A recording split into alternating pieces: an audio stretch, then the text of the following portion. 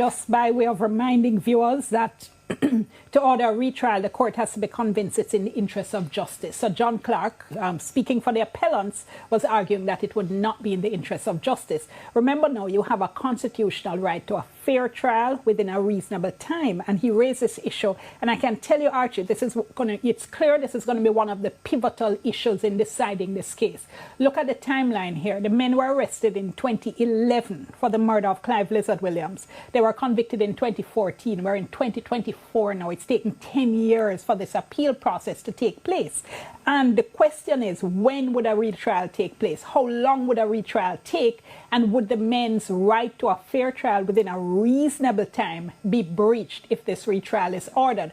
Now, there was an issue of delay that didn't go down great with the court. Now, John Clark was making the point that we have a systemic problem of delay. And he started to make the point that the Privy Council, when it delivered its ruling in March, delivered that judgment only a month after it finished hearing. Justice Marva McDonald Bishop was not amused. She said, don't go there. She stopped him right in his tracks.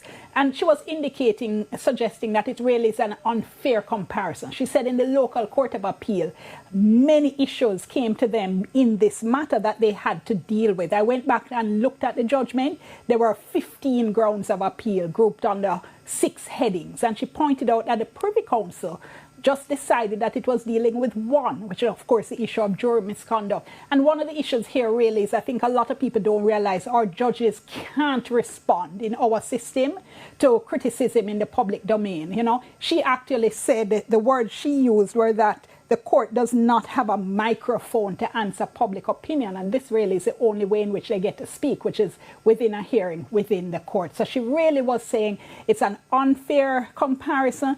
Don't make that kind of comparison. And the council then made sure to, backtrack and indicate that since the judgment was handed down by the Privy Council, the Court of Appeal certainly has not delayed or dragged its feet at all in the matter. So where does the case go tomorrow? Is there any indication of that? Yes, we're going to continue to hear the lawyers for the appellants. John Clark, more than likely, will continue to make his submissions. He's going to now go into great detail in terms of each of the factors that they are saying would make a retrial unfair and how each of those factors would affect each of the men, each of the appellants in this matter. As in all 15 grounds? No, I doubt that, because one of the things, again, remember in these hearings is that what happens in court is really just a little slice of all the material before the judges. They get tons and tons of submissions and paper that they're going through in private. So what we're seeing really is a kind of summary of the main points, as well as the judges asking questions on any issues that seem perhaps questionable to them in the submissions that have been made.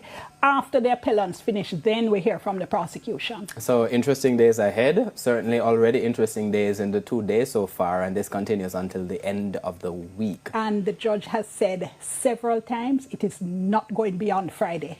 All right, so we'll find out what happens tomorrow. Our legal correspondent here, Dion Jackson Miller, with the very latest on the story, and we'll find out what happens tomorrow in Primetime.